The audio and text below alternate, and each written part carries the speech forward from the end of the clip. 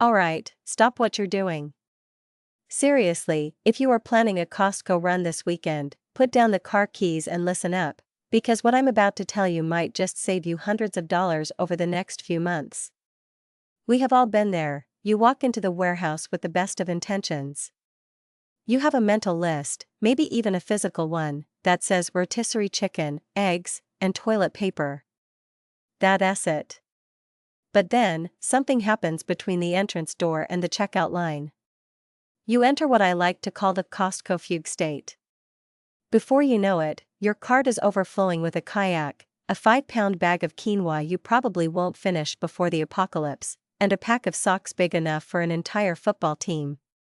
You get to the register, the cashier rings you up, and suddenly that quick $50 trip has turned into a $400 receipt.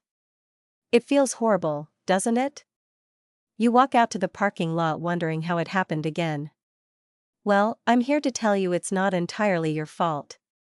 Costco is an incredible business, and I love shopping there, but everything in that warehouse, from the lighting to the layout to the way the price tags are printed, is scientifically designed to get you to spend more money than you planned. They are masters of impulse buying psychology. But today, we are flipping the script. I'm going to share the insider secrets that turn the tables, transforming you from an average shopper getting played by the system into a tactical Costco ninja who only buys the best deals and leaves the expensive fluff on the shelf. This video is going to be a deep dive into the mechanics of the warehouse, and trust me, you don't want to miss a second of it, because we are starting with the single most important secret that most members completely ignore.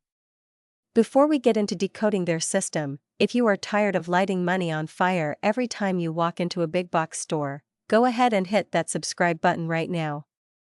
Join the community here, because my whole goal is to help you keep more of your hard-earned cash in your pocket where it belongs. Let us get right into it. The biggest mistake people make at Costco is looking at the big bold numbers on the price sign and ignoring the little ones on the right. You see a price like $19.99 and your brain just registers $20. But at Costco, the cents on the price tag are actually a secret code that tells you the status of that item. It's the difference between paying full retail and snagging an unbelievable deal that won't last the day. First, you need to understand the baseline.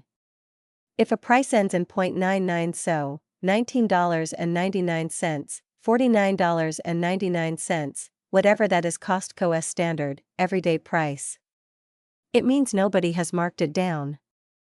Is it a good price compared to a regular grocery store? Probably. Is it an amazing, stop the presses deal? No. It's just business as usual. Most of what you see in the store will have this 0.99 ending, and it's fine to buy those items if you need them, but don't trick yourself into thinking you're getting a special bargain. You're just paying the regular Costco price. Where things get interesting and where you need to start paying close attention is when that last digit is a 7. If you see a price ending in 0.97, your ears should perk up immediately. The 0.97 code means this is a manager-specific markdown aimed at clearing out inventory. This isn't a corporate-wide sale, this is your specific local Costco saying, "We have too many of these and we want them gone, now." The price on these items has usually been slashed significantly from the original 0.99 price. It could be seasonal items just past their prime, like patio furniture in September, or it could just be a product that didn't sell as well as they hoped in your specific area. When you see a 0.97, that's your cue to seriously consider throwing it in the cart, because the value proposition just skyrocketed. But the rabbit hole goes deeper than just the price ending. Sometimes, you'll see weird price endings like 0.00 or 0.88. These are rarer, but they are gold mines.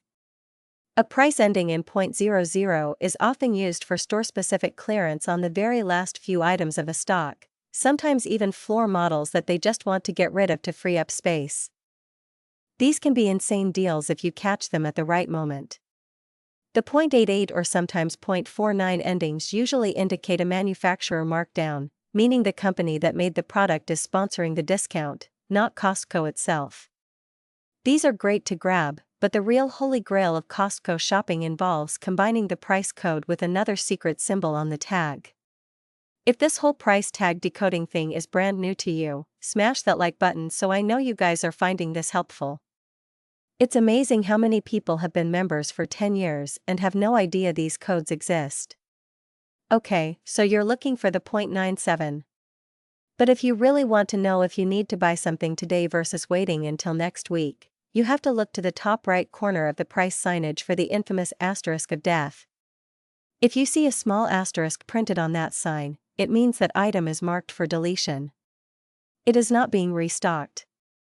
Once the pallet currently on the floor is gone, it is gone for good or at least for a very long time. Now, put these two pieces of information together. This is where the magic happens. If you are walking down an aisle and you see a product you use regularly, let's say it's your favorite brand of coffee pods or a specific type of laundry detergent, and you notice the price tag ends in 0.97 and it has that little asterisk in the corner, you do not hesitate. You load up. That is the universe telling you that this item is at its absolute rock bottom price and it is about to disappear. If you walk away thinking you'll grab it next weekend, I promise you, you will come back to an empty spot on the shelf and a feeling of deep regret. Learning to scan for the 97-star combo is the single fastest way to make back the cost of your membership in just one trip. But understanding the tags is only half the battle. The other half is navigating the physical space without falling into their traps. You have to understand that the layout of a Costco warehouse is not random. It is a carefully constructed psychological obstacle course designed to separate you from your money before you ever reach the essentials. They call the main route around the store the racetrack, and if you stick to it blindly, you're playing their game. Think about your typical visit. You walk in the entrance. What is the very first thing you see? It's almost always the electronics section. Massive 85-inch 4K TVs displaying vibrant landscapes, shiny new laptops, smartwatches. Why put that right at the front? Because when you first walk in, your cart is empty, your energy is high, and you haven't spent any money yet. You are most psychologically vulnerable to a big-ticket impulse buy right at the door. They want you to fall in love with a new TV before you've even remembered you came for milk. If you don't need electronics, put your blinders on and walk straight past this shiny object zone. After you navigate the electronics, you are usually dumped into what industry insiders call the action alley or the center court. This is that chaotic middle section of the store with the pallets piled high with random stuff, clothing tables, stacks of books, seasonal items, that 5-pound bag of quinoa I mentioned earlier. This area is designed to create a sense of a treasure hunt. Costco intentionally constantly rotates the inventory here so you never know what you'll find. This triggers a fear of missing out, FOMO. You think, if I don't buy these fleece-lined jeans right now, they might not be here next time. And you know what? You're probably right. But that doesn't mean you need them. This center section is where the highest margin impulse items live. They are often great quality, but they are rarely necessities. The trick is to recognize this area for what it is, a distraction. Meanwhile, where are the things you actually came for? Where are the rotisserie chickens, the milk, the eggs, and the toilet paper? They are located at the absolute furthest points from the entrance. The rotisserie chickens are always in the back corner. The dairy section is usually along the back wall. The pharmacy and the toilet paper are tucked away in the far corners. This is practically Retail 101, but Costco does it on a massive scale. They force you to walk the entire perimeter of the store, passing thousands of products you didn't intend to buy just to get your staples. Every extra minute you spend pushing that cart increases the statistical likelihood that you will put something extra into it.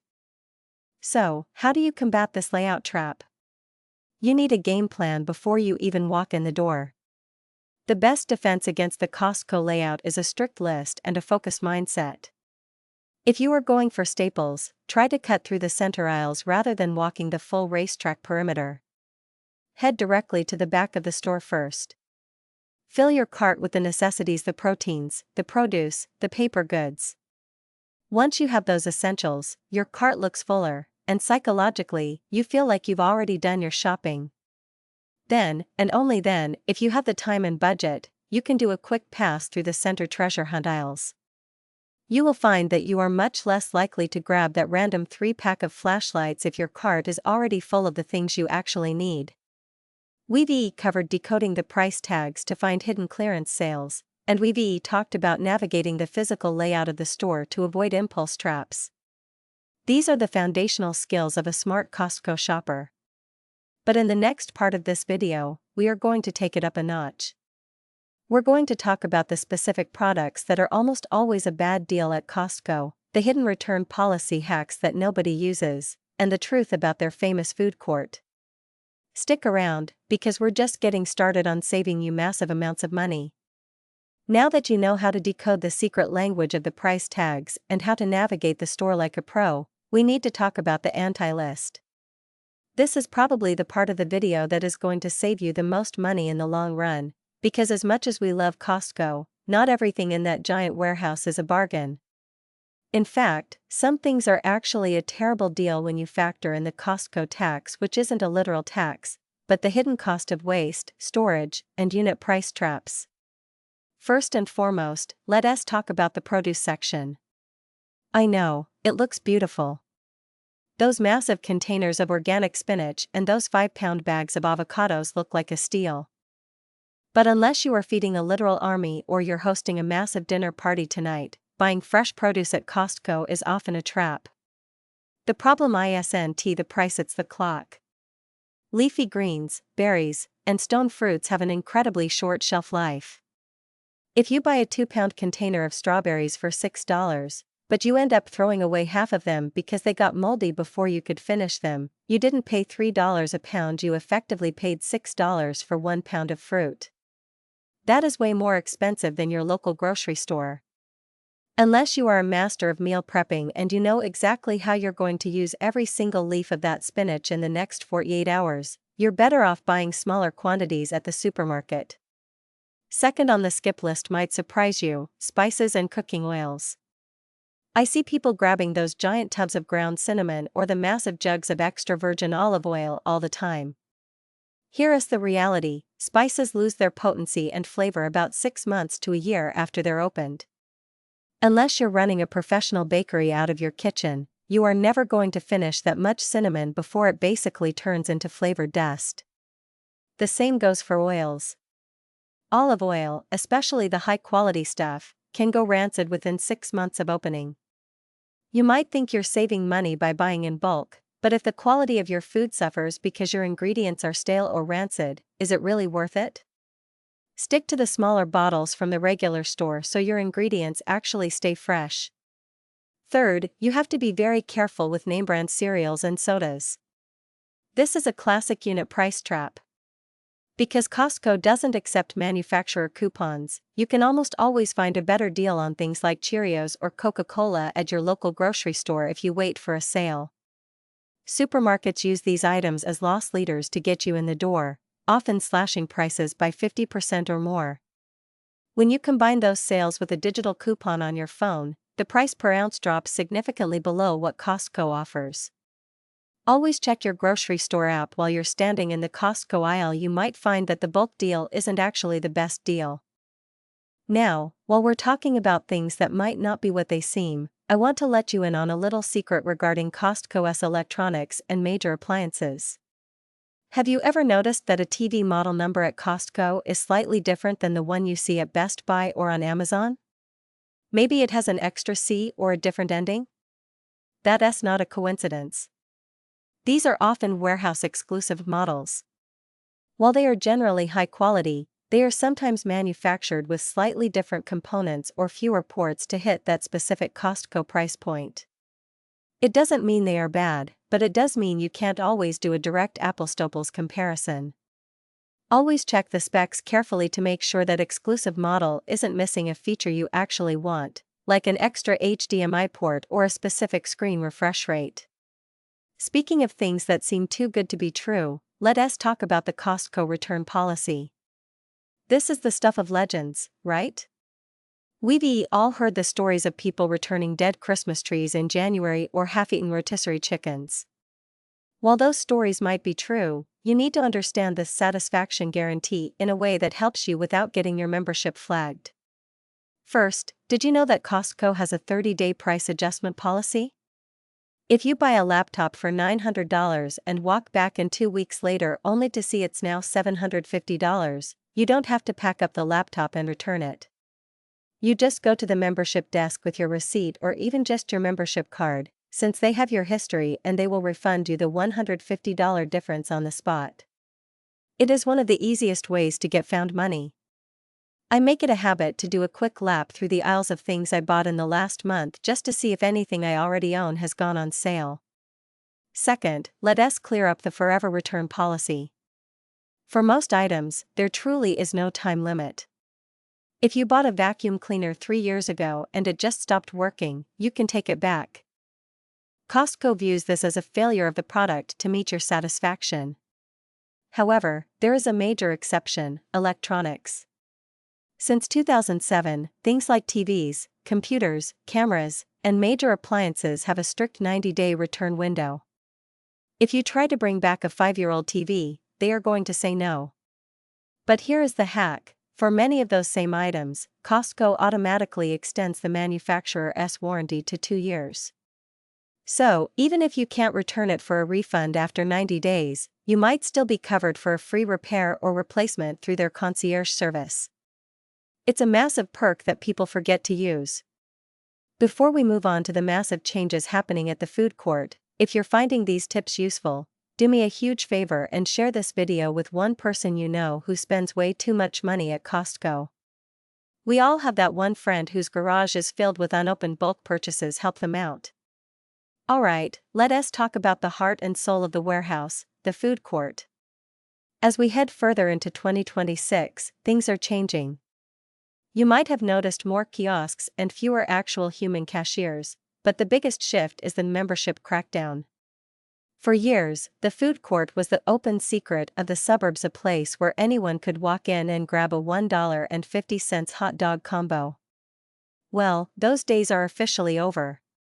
Costco is rolling out scanners and membership checks at the food court entrance and the kiosks. In some locations, you can't even see the menu without scanning your card first. They are doubling down on the idea that the food court is a member-only benefit, not a public service. But it's not all bad news. They are also experimenting with some high-end additions to the menu to keep things interesting. Keep an eye out for the new Biscoff cookie butter sundaes and the return of some fan-favorite salads that have been missing for years. And here is a pro tip for the food court that most people ignore: you can order your whole pizza at the beginning of your shopping trip. There is usually a kiosk right near the entrance, or you can even call it in. By the time you navigate the racetrack and get through the checkout line, your pizza will be hot and ready for you to grab on your way out. No more standing around for 20 minutes while your frozen goods melt in the cart. Another thing to keep an eye on in 2026 is the expansion of the Next program. If you haven't checked out Costco Next on their website, you are missing out on some of the biggest discounts the company offers. It's essentially a portal where Costco members can buy directly from high-end brands like Casemate, Viking, or even luxury skincare brands at significantly discounted prices. The items don't ship from Costco, they ship from the manufacturer, but you get the Costco price. It's a way to get boutique quality goods without the boutique price tag, and they are adding dozens of new brands this year. As we wrap up this second part, I want you to start thinking about the biggest question of all: is your membership level actually right for you? In the final part of this video, we are going to break down the executive math to see if you are actually losing money by being a Gold Star member. We're also going to talk about the Kirkland secret, how to tell which big-name brands are actually hiding behind that red and white label, and I'll share the one day of the week you should absolutely never shop at Costco if you value your sanity. You won't want to miss the conclusion, so keep watching. This brings us to the ultimate question that every single person at the membership desk asks themselves at least once: is the executive membership actually worth the extra $65? As we move through 2026, the cost of living has everyone double-checking their subscriptions, and your Costco card shouldn't be an exception. I see so many people stick with the basic Gold Star membership because they're afraid of that higher upfront cost, but if you are doing the math wrong, you are essentially leaving free money on the table every single year. First, let us look at the magic number. To break even on an executive membership, you need to spend exactly $3,250 a year on qualifying purchases. That sounds like a massive number when you see it all at once, but let us break that down into a monthly budget. That is roughly $270 a month. If you are a family of 4, or even a couple that buys most of your groceries, household essentials, and gas at Costco, you are almost certainly hitting that $270 mark without even trying. Think about it: a few packs of meat, some paper towels, a rotisserie chicken or two, and a couple of Phillips at the pump, and you've already cleared that hurdle.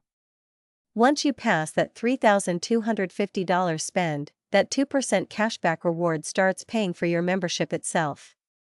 I have friends who haven't actually paid for a Costco membership in a decade because their reward check is always larger than the renewal fee. Second, you have to consider the hidden math of the executive tier. It isn't just about the 2% back on your groceries. In 2026, Costco has expanded its services significantly. If you use Costco Travel for a single vacation, maybe a cruise or a Disney package, that 2% reward applies to the travel cost too. One family vacation can result in a reward check that covers your entire membership for the next 3 years. Plus, executive members get better rates on things like home insurance, pet insurance, and even identity theft protection. If you are a Gold Star member and you aren't at least doing a checkup on your annual spending once a year, you are likely donating $60 to Costco that could have stayed in your pocket. And remember, Costco has a policy where if your 2% reward doesn't actually add up to the $65 upgrade fee, you can often go to the desk and they will make up the difference if you decide to downgrade. It is literally a zero-risk trial. Third, we have to talk about the Kirkland secret. This is the part of the video that changes how you look at the shelves forever. We've all seen the Kirkland Signature brand, it's everywhere. But a lot of people still have this old-school mentality that store brand means lower quality. At Costco, that is fundamentally false. In fact, many Kirkland products are literally the exact same high-end, name-brand products you love, just put into a different box with a lower price tag. For instance, it's a poorly kept secret in the industry that Kirkland Signature diapers are manufactured by Kimberly-Clark, the same company that makes Huggies. If you compare them side by side, the similarities are striking, but the price difference is massive over the course of a year. The same goes for their coffee. If you look closely at some of the Kirkland coffee bags, they actually say "custom roasted by Starbucks" right on the label. You are getting Starbucks beans for a fraction of the price because you aren't paying for the green mermaid logo. Their batteries? Confirmed by the CEO to be made by Duracell. Their tuna? It's Bumblebee. Their French vodka? It has consistently beaten Grey Goose in blind taste tests, even though it costs half as much. When you buy Kirkland, you aren't settling, you're being a genius who refuses to pay for a marketing budget. Now, before I give you the final, most important tip of the entire video, the one that will save your sanity if you've stuck around this long, you are clearly a serious shopper. Go ahead and hit that subscribe button if you haven't yet, and drop a comment below. I want to know, what is the one Kirkland item you will never stop buying? For me, it's the peanut butter-filled pretzels, but I want to hear your favorites. Finally, let us talk about the when. If you want to shop like a pro in 2026, you have to stop going to Costco on the weekends. I know that's when most of us have time. But Saturday at 11 a.m. at a Costco is essentially a simulation of the end of the world. The crowds are thick, the samples are picked over, and your stress levels will lead to more impulse buys just so you can get out of there faster.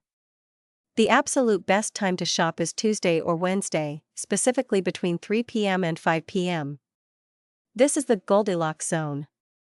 The morning rush of retirees and business owners has cleared out, and the after-work crowd hasn't arrived yet.